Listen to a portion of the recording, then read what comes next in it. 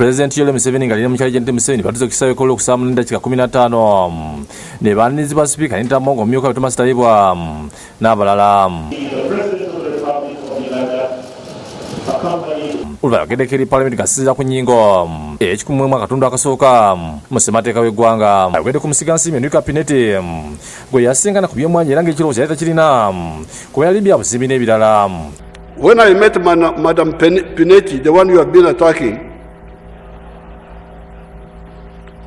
she had no idea about coffee.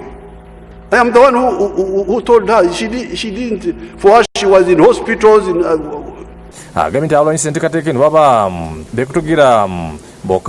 Those attacking that project are supporters of Kenunura to bleed of Africa, perpetual bleeding.